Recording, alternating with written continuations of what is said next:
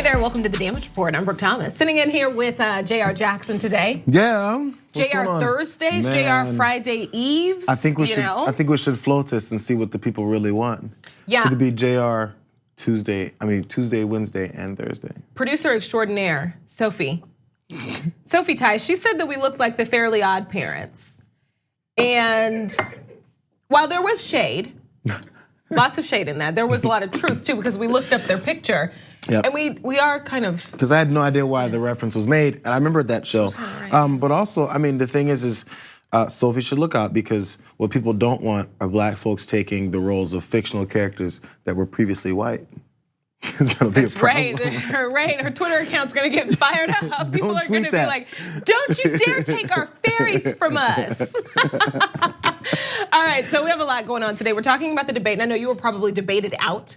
Mm-hmm. So we're keeping it short. Okay, got really? A couple things Excellent. We're gonna talk about. I'm dying to have your opinion on that. We're also talking about Donald Trump and asylum. We've got David Dennis Jr. He's gonna be live talking news of the day. Always Lots good to of talk to David. News to touch on a pretty wild video that I wanna show you out of Oklahoma, my home state. And I wonder where you're gonna sit on this, but I feel like people may be surprised where I sit on this. They shouldn't be if they really know me, but you might be. So let's get right to it. Let's just jump right in, right? Yeah. Because last night's debate, I would say it was pretty combative. Would you say that? Yeah, it was targeted. You could tell. I mean, from CNN's moderators' questions all the way down to what other candidates, specifically Bill De Blasio, right. what they looked to do was to target certain folks, and it automatically made it that way. Yeah. But speaking of their questions, a lot of people were happy. I noticed that the questions seemed to center on issues that are important, that largely affect black and brown people, which is something that I don't think I've ever seen at a debate so much. And so that was nice, you know. It was to see. So this is what I think those types of things set up for. It's good to hear, because candidates generally don't talk about those things. Right. But then once they do, you get so much criticism from conservatives, Republican circles, that's why they shy away from it so much. And maybe this is an indication that they're not really gonna buy into that fear anymore of saying, how dare you speak about policies and agendas that can benefit black and brown people in this country, because that's biased, or that's identity politics, or pandering to those voting blocs. Why is it when you're doing policies towards the Wall Street community, bankers, corporations, the richest of the rich, tax cuts for rich, that's what Republicans ran on, why is that not pandering? It's true. Pander to me though, please. Finally, yeah, we'll take it, right? Because there's an anger with giving certain folks that have always been disenfranchised respect. Yeah. Right. Yeah. All right. So let's get right into it, because speaking of criticism, Joe Biden. There was, and this makes sense. A lot of kind of the top ranked so far candidates were, and a lot of them have issues that they need to answer to. So it wasn't wrongly directed, but you could tell people are trying to get attention.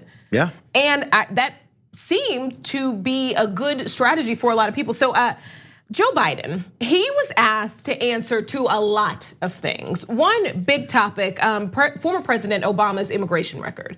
And so specifically, he was asked, about the millions of deportations that happened while he was vice president, while President Obama was president, and if he did anything about it. So he answered, and he sort of defended President Obama's record, saying that he moved to fundamentally change the system, which in large parts he did. That wasn't enough for De Blasio, mayor of New York City, Bill De Blasio. He wanted more, and he specifically pushed him, asking him if he spoke out against those deportations. Take a look.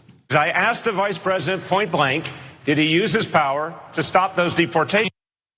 He went right around the question. Mr. Vice President, you want to be president of the United States, you need to be able to answer the tough questions. I guarantee you, if you're debating Donald Trump, he's not going to let you off the hook. So did you say those deportations were a good idea?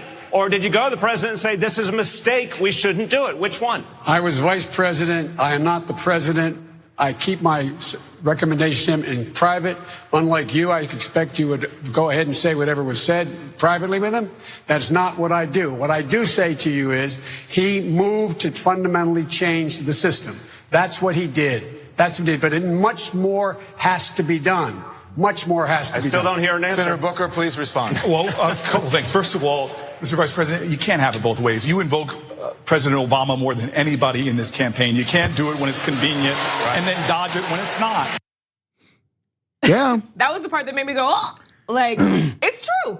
And it's tough to fight a battle amongst several fronts. Because once you finish, by the way, that was, I think, the third time that Joe Biden was trying not to fully answer the question of what he said and what he did. And it's, in a way, because of his position, he came in as a front runner because he was the vice president under the last Democratic president. So because of that, you're gonna come and have and answer those questions. And in a way, they're kind of impossible to answer because no matter what, you're gonna look bad. So you have one of two answers, one of two options. You don't answer it like he kind of did, or you answer it and your only answer is, well, no, I didn't speak up against it, which I think was the truth. I didn't speak up against the mass deportations that the Obama administration was pulling off, and then you look bad. That's a soundbite. That's in someone's ad now. Or you say, yeah, I did speak up, and President Obama ignored me. Then like, oh my God, Joe Biden cuts President Obama, and you can't do any of those things. You can't do any of those things. But so you're set up to be in a bad situation. That's what happens when you're in that position. That's just what it is. So De Blasio cornered him pretty well there, and I don't want to say cornered him as if it wasn't a good question that a lot of people want to hear answers about. But then you see De Blasio kind of on another side, kind of on the defense. Yeah. When we bring up Eric Garner. A lot of last night's debate had to do with different aspects of our criminal justice system, the death penalty, other types of reforms that need to happen. A lot of the people on the stage, their history with criminal justice, and specifically one topic that a lot of people had something to say about and wanted to jump in about. I saw that everyone was kind of wanting to talk about that. It was the death of Eric Garner and why the police officer who killed him is still on the force. Here is what Mayor Bill De Blasio had to say. Why is that police officer still on the force, the one who killed Eric Garner? Please respond. Let me tell you, I know the Garner family, they've gone through extraordinary pain. They're waiting for justice and they're going to get justice. There's finally going to be justice. I have confidence in that. In the next 30 days in New York. You know why? Because for the first time, we are not waiting on the federal Justice Department, which told the city of New York that we could not proceed because the Justice Department was pursuing their prosecution. And years went by and a lot of pain accrued. And in the meantime, what I'm working on is making sure, and I have for 5 years, there will never be another tragedy. There'll never be another Eric Garner because we're changing fundamentally how we police. Was that response adequate? Please respond. No, he should be fired. He should be fired now. That was the straight up. Okay, so the hard part is, well, it's not really the hard part. But when you have some things you haven't tied up, we're speaking of Bill De Blasio now, you haven't tied up from your own record as being the mayor, and then you come after someone else. This is the problem. Every politician is gonna have some things that they did. Every single one on that stage, absolutely. Right? And then, so the best approach is how do you deal with it? I mean, at the other debate, Buttigieg had to talk about what was going on with his police department in South Bend. And a lot of people liked it because he said, yeah, I messed up. My fault. I haven't done anything much for this whole situation. But what didn't come, at least in my mind, was how are you gonna make it better, starting right now? I liked Buttigieg's answer too. I felt like that was honest, it was great. It also showed me that he's not ready to leave this country. So there's two aspects of that. And in this one, Bill De Blasio decided not to do the part of saying, or not to accept any of the responsibility he has to this day for not firing that cop. It has nothing to do with the Department of Justice and whether or not they're gonna bring charges. That has nothing to do with being fired. I mentioned this last night. If a kid gets into a fight and he works at a McDonald's, not even a kid, 25-year-old works at a McDonald's, gets into a fight over the weekend, comes back and work and he'd been arrested for a brawl he got into, McDonald's isn't gonna wait for the charges to come down before they say, yeah, we don't think you should be working here anymore. Right. And that's a McDonald's job, right? But you're the mayor, and this police officer who has the ability to kill people and apparently get away with it is still on the force because the Department of Justice hasn't come down and brought forward formal charges, or now that they haven't. That means he's testing the political waters. It is, that's absolutely what it means. And I think that there's a couple things going on here. You touched on something great, that everyone on that stage has issues that they're gonna have to answer to. They have failed in some way, everybody on that stage, absolutely. A lot of the problems is that some of them are building on those failures without acknowledging them. Right. And so he's saying that for the first time, we're not waiting for the feds, but you have been waiting for 5 years and you haven't even spoken out against it. And also, on what kind of touching back on what Cory Booker said to Biden, you can't have it both ways.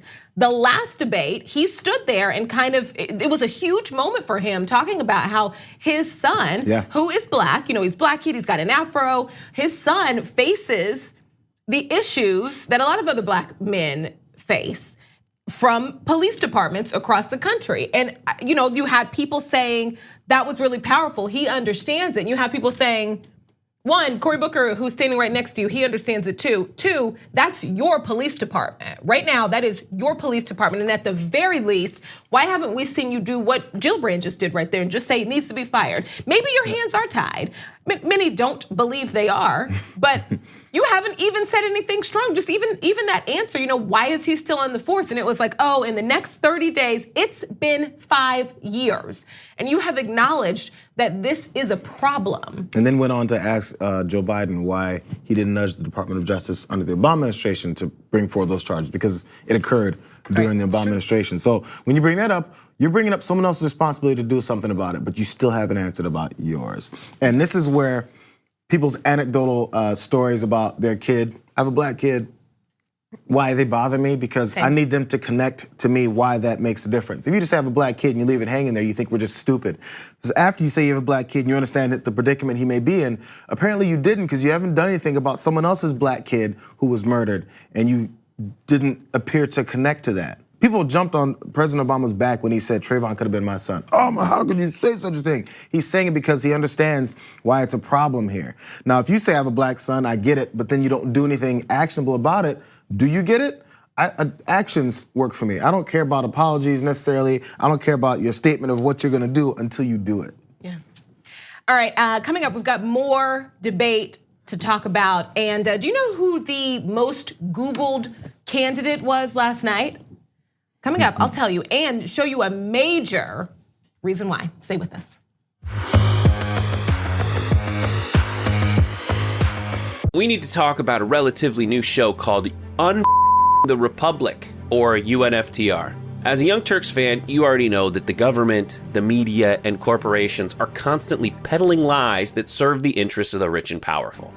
But now there's a podcast dedicated to unraveling those lies, debunking the conventional wisdom. In each episode of the Republic, or UNFTR, the host delves into a different historical episode or topic that's generally misunderstood or purposely obfuscated by the so-called powers that be, featuring in-depth research, razor-sharp commentary, and just the right amount of vulgarity. The UNFTR podcast takes a sledgehammer to what you thought you knew about some of the nation's most sacred historical cows. But don't just take my word for it. The New York Times described UNFTR as consistently compelling and educational, aiming to challenge conventional wisdom and upend the historical narratives that were taught in school. For as the great philosopher Yoda once put it, you must unlearn what you have learned. And that's true whether you're in Jedi training or you're uprooting and exposing all the propaganda and disinformation you've been fed over the course of your lifetime. So search for UNFTR in your podcast app today and get ready to get informed, angered, and entertained all at the same time.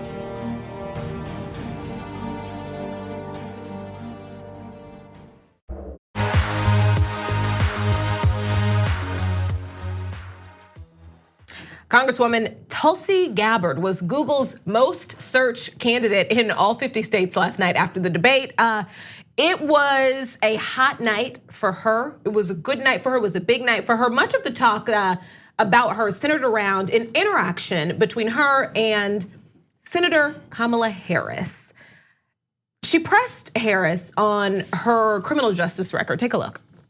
Senator Harris says she's proud of her record as a prosecutor and that she'll be a prosecutor president, but I'm deeply concerned about this record.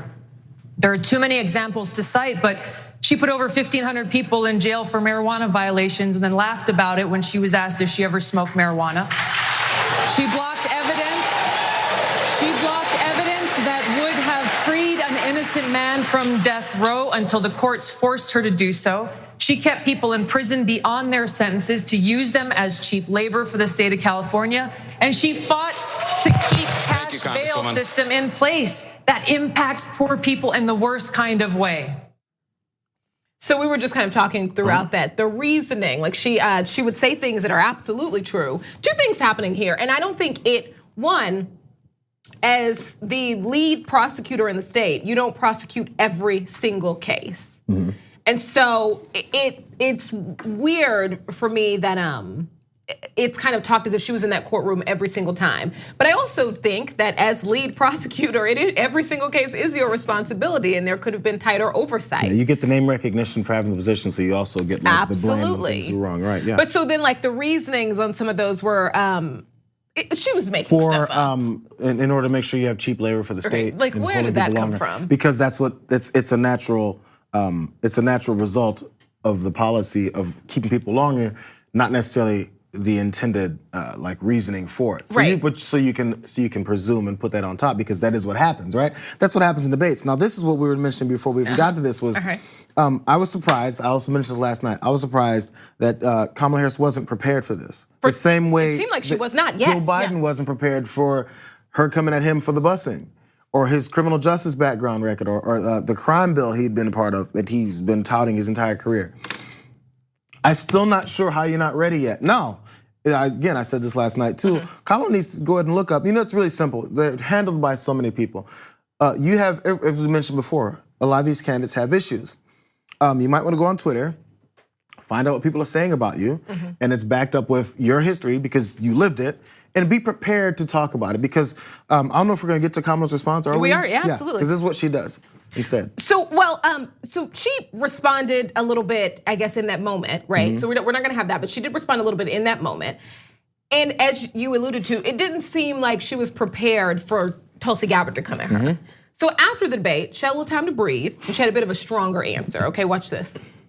As the elected Attorney General of California, I did the work of significantly reforming the criminal justice system of a state of 40 million people, which became a national model for the work that needs to be done. And I am proud of that work. And I am proud of making a decision to not just give fancy speeches or be in a legislative body and give speeches on the floor, but actually doing the work of being in the position to use the power that I had to reform a system that is badly in need of reform. That is why we created initiatives that were about re-entering former offenders and getting them counseling. It is why, and because I know that criminal justice system is so broken, that I am an advocate for what we need to do to not only decriminalize, but legalize marijuana in the United States. I want to bring Congresswoman Gabbard back in. Your response, The bottom line is, Senator Harris, when you are in a position to make a difference and an impact in these people's lives, you did not. And worse yet, in the case of those who are on death row, innocent people, you actually blocked evidence from being revealed that would have freed them until you were forced to do so. There is no excuse for that. And the people who suffered under your reign as prosecutor, you owe them an apology. All right, so pair that with what Senator Harris said after she had a little bit more time after the debate. Take a look. This coming from someone who has been an apologist for an individual, Assad, who has murdered the people of his country like cockroaches. She who has embraced and been an apologist for him in a way that she refuses to call him a war criminal. I can only take what she says in her opinion so seriously. Okay, so this is the first part of it. During the debate, her first being Kamala Harris's first response was, what you're saying is inaccurate, and it goes into other things that she may have done that are more positive. So I guess it's a good political approach to do on this type of thing, but I guess people who are really analyzing and care of the details about what Tulsi Gabbard brought up, you can see that as a bit of a dodge. So then she goes on in the Anderson Cooper, I think she was talking about. Yeah, it was like the post. And got a chance to actually fire back at Tulsi Gabbard and her record, some of the things that she's done. As we've said before, all these candidates have some things that we can criticize from their past. I guess it depends on who you're talking to, because I think overall it's gonna work out okay for her, not well, but okay, it's being Kamala. Oh yeah. Because the majority of people are gonna see all that and hear it and then go, but she really talked for another minute about how the good things that she's done. And it's a good strategy, but I wish these politicians would actually directly confront the things that are being brought up to them. Say, yeah, you know what, those were mistakes. Say it. Because then now the people who know those are mistakes and know that it happened are going, why won't you say that was a mistake? Just say it and then move on to the good things you did. I think that that's a good statement to take us right into Tulsi Gabbard responding to the accusation that she is an Assad apologist. Watch this. I think it's unfortunate and a disservice to voters in this country that she resorts to cheap smears rather than actually addressing her record, the issues that I've raised, and the fact that she said she is proud of this record. If that's the case, then voters deserve to hear about why she's so proud of the lives that she has negatively impacted, the families that she's torn apart in California. Again. So you can talk about how she didn't answer the question, which was the valid, mostly 70% of that discussion. The first 25%, you can say, this is where I've stood on Assad. Maybe it was a mistake. Maybe she doesn't believe that. So that's the first problem. Right. Has she ever said that she made mistakes? I don't think so. She didn't there. No. But then if you're gonna say it's a smear, at least say why it's a smear, say why it's inaccurate. Because they both said what each other's saying about them is inaccurate. It can't all be inaccurate. Right. Because it's all easily researchable. So you have a couple folks, and Biden included, he did the same thing. You don't wanna talk about what someone brought up, you try to shift it. That's the political strategy with this. And people who watch closely like us don't buy it. But the sad thing is, this strategy of deflecting and moving on to other things works for both Kamala, Tulsi, and Joe. Yeah. All right, coming up next, we've got David Dennis Jr. live talking about a bunch of different topics like Ronald Reagan's a racist. Duh. We'll be right back.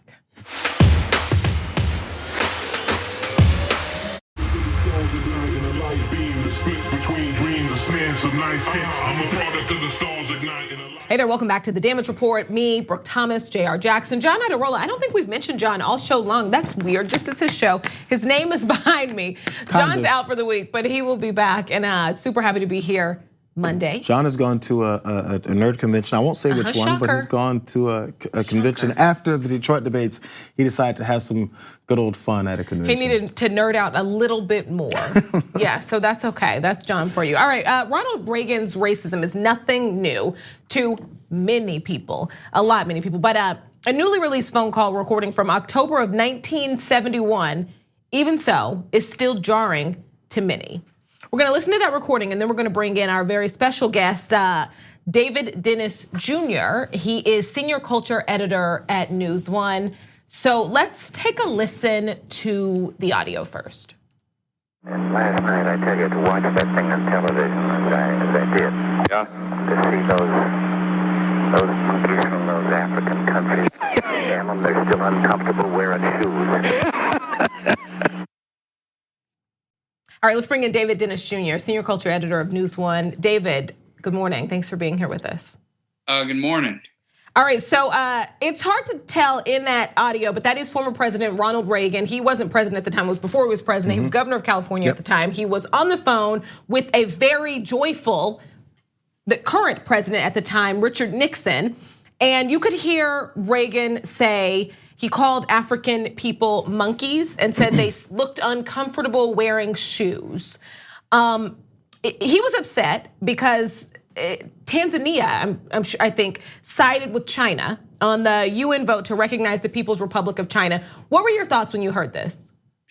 Well, I'm not surprised. Like you said, Ronald Reagan has a long history of racism. Black folks across this country are not surprised by this. It is sort of vindicating that, over the last 20 or so years, Ronald Reagan has become this celebrated president, this beacon of civility, especially when you talk about the Republican Party. They talk about going back to the days of Reagan, but for African Americans in this country, that is not really a great thing. I mean, you think about Reagan, you think about somebody who did not care to say take it lightly about drugs into Black communities, who do not who saw the AIDS epidemic as something that was for the LGBT community and for African folks. He didn't seem to care about it. So but for years, Black people have been saying, like, this is the Ronald Reagan that we all knew. And so this recording has taken some people by surprise, but for Black folks in this country, it's not surprising at all. David, so as to add to that list, also the welfare queens line, which actually Alexandria Ocasio-Cortez mentioned earlier this year, how Reagan used that to divide Black folks from other working class people at the time to make sure that the hate was strong.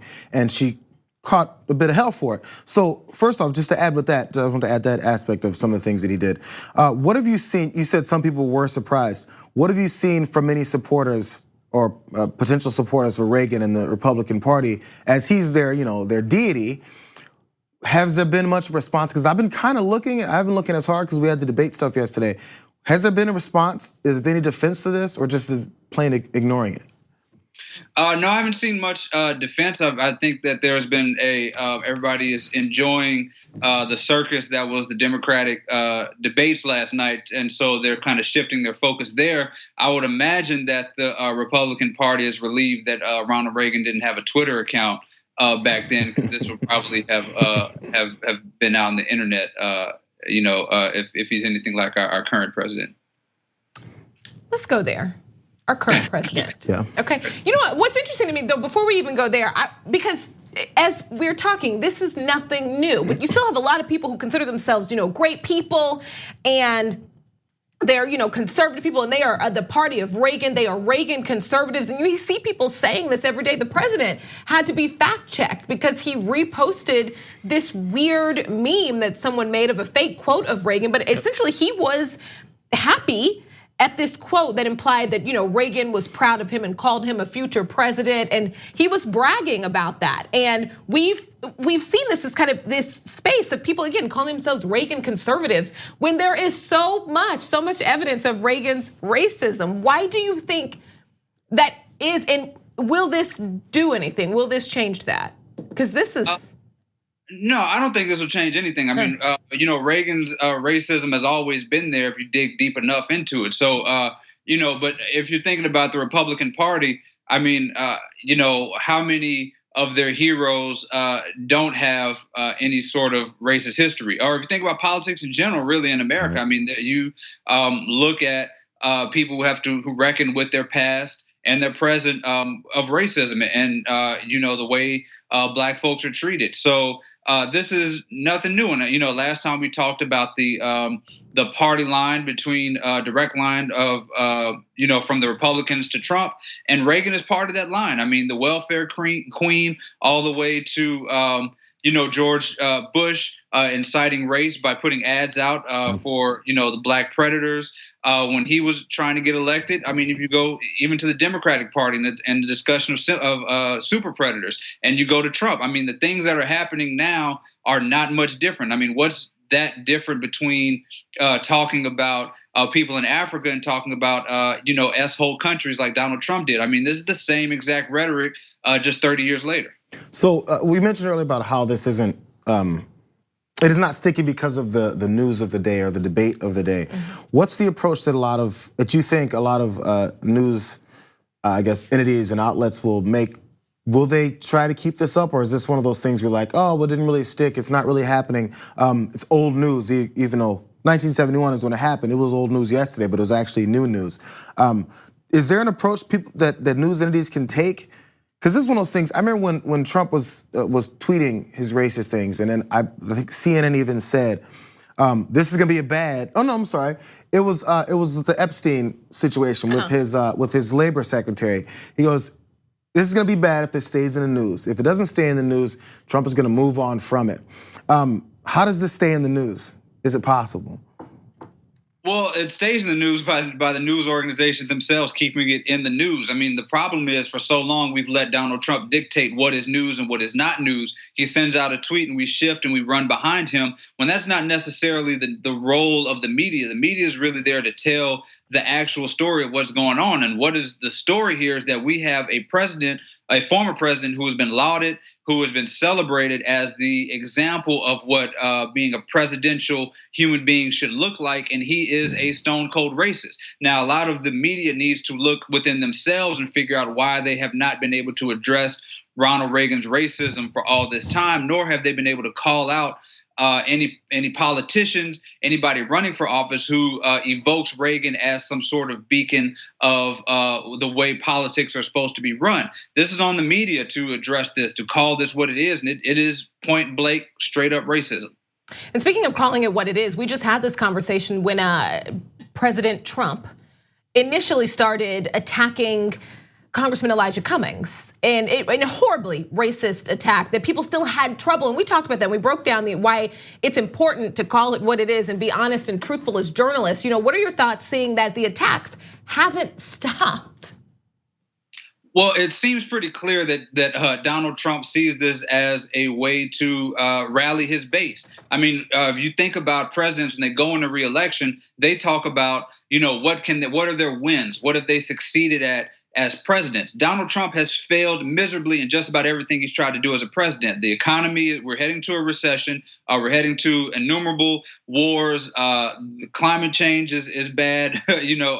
A lot of people are losing their jobs. Factories are closing. But what Donald Trump has succeeded in doing is he has made white power and white supremacy the most important thing going on in Washington. He has fed his base. That is a win for him. And so he is leaning into that heading into re-election. He is going to get his base to rally behind them because they know that he has their back, because what he is purporting, what he is championing is white supremacy. And he is going to get a white supremacy vote. And he knows that. That has been the base that has never left his back. They've never left his side. And they are going to stick with him. So he's leaning into it. So he is going to call out Don Lemon, Elijah Cummings. He's going to call out AOC. He's going to call out every African-American he can, because he knows that has been a winning formula for him. All right, David, we have to take a break, but you're going to stay with us, right? Of course. Okay, so we'll be right back with more David Dennis Jr., more Jayar. Right after the break. Stay with us.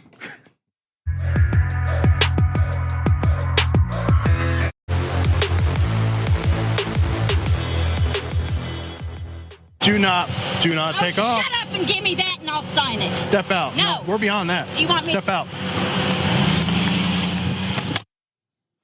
That is a 65-year-old woman who ended up arrested and in jail after a confrontation. You see it there with police officers. It started with a simple broken taillight. I want to show you exactly how this started, and we want to talk about how we got to this place. But first, just quick thoughts. David Dennis Jr., senior culture editor of News One, he's here with us. Had you seen this video, David? Yeah, I've seen the video. It went viral. There was a lot of jokes and laughter about what eventually would happen to the woman. So this has been all over the internet. Yeah, okay, so let's get to the beginning of this, because this did, as I mentioned, begin with a broken taillight. This is why she was pulled over, an $80 ticket. Take a look. Well, I did issue for a defective equipment. It's $80. You have till September 16th to take care of this. Get you to sign there with the Exodus. So you don't even give a warning for this? You've been driving around for 6 months like that. I'm truthful. Well, I'm not going to give you a warning for something you've been driving for 6 months. No, because I don't think that I deserve to pay $80 for something that is fixable and I can fix it. All right. That's all you want to do. Go ahead and step out of the car. Why? Because you're under arrest. Step out. Step out of the vehicle. No, I'm not.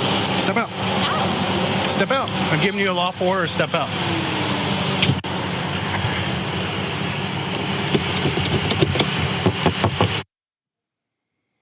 Okay, so you saw the middle of this, okay? You saw what happened right after he knocked on her window. Essentially, she drove off. So let's see how that ended, because eventually she was arrested. And this is, I think it's graphic. This is just a quick warning. Take a look. Get out of the car! Get out of the car! Get out of the car! Get out of the car! Get out of the car! Get out of the car! You better leave me! Put your hands behind your back! Leave me alone! Put your hands behind your back! No! Now! I said leave me alone. I mean it. Leave me alone. Put your hands behind your back! No. So here's the thing. It's a rough video to watch. It's a rough video to watch. She refused to sign the ticket for a broken taillight. The officer does have the option to arrest her for not signing a ticket over a broken taillight. But this went to And listen, there are aspects of this that are absolutely her fault. Absolutely, she drove off, but this went to him pulling a gun, and then eventually she had to be tased because now you have to take her down. And watching this, couldn't help but feel this just felt like this just made the officer mad when she wouldn't sign the ticket. This just not signing the ticket doesn't mean that you don't get the ticket, and so it doesn't mean that you didn't break the law. It doesn't get you anything. And did she have to be arrested? And you wrote something the other day about A$AP Rocky specifically, and it got a lot of attention about that on Twitter. And basically, like the gist was that, we talked about this, was that in order to protect all of us, sometimes we have to protect people that it seems like don't deserve it, because rules are rules and fair is fair. And watching this, I felt like it didn't have to go to this. What were your thoughts? Well, my initial thoughts was, it reminded me of a time when I was 17 and I got pulled over for a broken taillight. The problem was my taillight was not broken. The cop did threaten to impound my car. He threatened to arrest me. He berated me for about 30 minutes before letting me go. So he was on a power trip, somewhat similar to what this police officer was on. I just think that, you're right. When we think about excessive force and things like that, I mean, this was really sort of not necessary. However, I do think that, if she were 17-year-old me, I don't think he would have pulled the taser out. I don't think I would have been alive if I'd have driven off like that. And also, I'm, stuck by the fact that mysteriously his his camera happened to work. When so often, when Black and brown folks are dead, those cameras somehow malfunction all the time. So it's amazing that we were able to see the entire video of this incident. It's always tough to look at these types of videos when when the suspect in this situation doesn't fit the bill of what we a lot of times see from excessive police violence, and you see the approach and how it got to that point. And as you said, you made the comparison, which it was. I'm not sure if this popped up on my feed earlier today. There was this 21-year-old woman in Tennessee who was pulled over for an expired tag, and the cop came out. It was caught on surveillance camera. And because she went to the back of her car to look at the tag, like, oh, really, it's expired? He jumps out of the car, slams her across 3 other cars at a gas station, and does all this. You can't hear what was said, but you can tell it wasn't aggressive. She wasn't driving off, but guns were pulled. 7 other cop cars showed up. Her passenger was arrested for getting out of the car and trying to not even physically stop it, but talk him out of the assault. So we're faced with the problem of seeing this video and going, well, why did it take this long? But at the same time, it wasn't necessary to do this again to an older lady and tasing and anybody. It was a broken taillight. There has to be other solutions. Yeah. Sorry. Sorry. I guess it's more of a statement, but I wonder what you think about that. The juxtaposition of other things that happen all the time. Yeah. So this is the interesting thing about the police force, and which in America, the police force is really a vehicle to maintain white supremacy in this country. They are used to incarcerate Black people, to kill Black people, to arrest, to intimidate. And the question is, how many of these white victims is America going to allow before it really does anything? Are all these white victims considered acceptable, damage as long as white supremacy is maintained by these police forces? And what we've learned is that there really is no number. There is an infinite amount, seemingly, of white victims like this lady in Oklahoma who are allowable as long as the main goal of these police forces, which is arresting, intimidating Black folks, as long as they're able to do that, we can sacrifice a few white lives, a few of these people can get tased, and a few of these videos can go viral as long as the central goal is still there. All right, so speaking of policing, and not even, this is a prosecution, so more so this one. So I just want to touch on this really quick. Another story, a little boy in Canton, Michigan was charged with assault after a dodgeball game. He's 10 years old, he's a little Black boy. The little boy who was hurt was white. He was hit with a ball in the face, which happens a lot during dodgeball. He was initially charged with assault. And his mother spoke out and said that the charges were dropped. The charges have recently been dropped. The prosecutor dropped the charges, but this story went viral. I'm sure you saw the story, but the story went viral and a lot of people were talking about, the racial implications for why a 10-year-old would be charged with assault after a dodgeball game. So the prosecutor came out and said that, any talk of racism is unfounded and saying, that that's unfair. The little boy's mother came out and said, had this story not gone viral, her son, she believed, would still be dealing with these charges. And she specifically said, my son is not a criminal. If every child that played a game of dodgeball and threw a dodgeball at another kid was thrown in jail, the vast majority of our country would be behind bars. The only thing my son is guilty of is being a black boy. And I'm sitting here with two fathers who have black sons who throw balls, right? I mean, what were your thoughts, both of you? Well, what we know historically in this country is that there's a belief that black boys and girls have supernatural abilities, right? That they can do things that their white counterparts can do. We saw that with Mike Brown, the belief that he was this hulking figure who could walk through gunshots and rip police cars off the hinges, police doors off the hinges.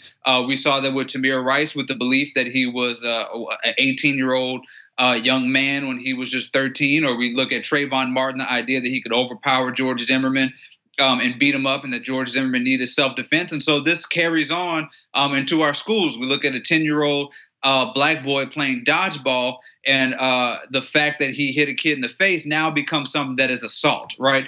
And so as a result, this kid is going through the carceral system, and money is being used to prosecute him, to throw this case out. These are resources that, might I add, a few miles up the road, Flint still does not have clean water. So all of this is sort of what happens when you have black boys and girls just trying to live their lives in school. Right, and as Brooke, as you mentioned, this is something that that the mother said only came to attention because it went viral. So this is one of those sample sizes. When people say, hey, you're just talking about these small instances that happen, this is an indication of what happens on a larger scale that most people won't hear about. It. The things that don't go viral are the things that happen every day. And even ones that don't get charged or just get shamed or punished by the school, what happens is these kids grow up with this sense of, I need to be careful of the normal things I do every day in life, or else I might be in trouble for just breathing. So you walk through on pins and needles for your life. And it's unfair.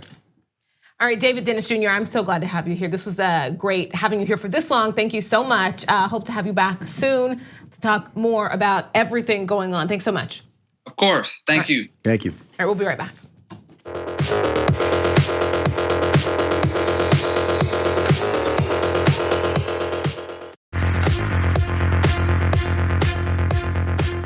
All right, I'm gonna try to break this down really quickly. The Trump administration just essentially tightened asylum rules again. The effort proceeds, along two main fronts: a long-range push to narrow access to the US asylum system for migrants seeking protection, and a more immediate attempt to create new deterrents by enlisting foreign governments instead of congressional Democrats. And Trump also wants help, again, from foreign countries in order to deter immigration.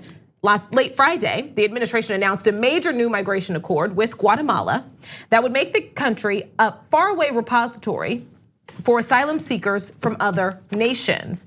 It has been rolled out so hastily that US lawmakers have yet to receive a copy. And you'll know last week, a federal judge actually, struck down Trump's attempt to deny asylum to asylum seekers who hadn't already essentially asked for it in a country they may have passed through on their way to the US. And I think when it came out, everyone was like, that's against international law. If you're a full country away, then they're trying to find ways to crack down things. We've seen this administration talk about how asylum seekers are all a scam. They see attorneys and it's gonna happen. Direct Donald Trump said it.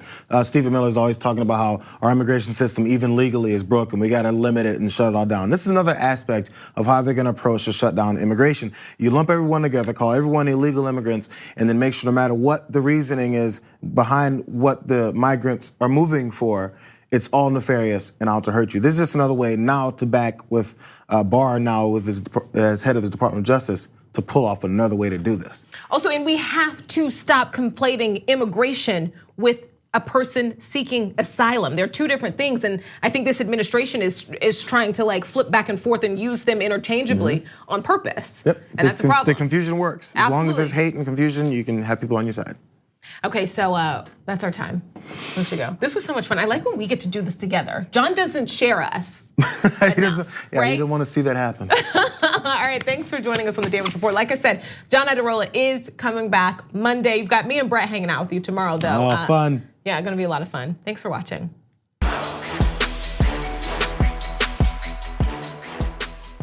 Thanks for listening to the full episode of The Damage Report. Support our work, listen ad-free, access members-only bonus content, and more by subscribing to Apple Podcasts at apple.co/TYT. I'm your host, John Iadarola. I'll see you soon.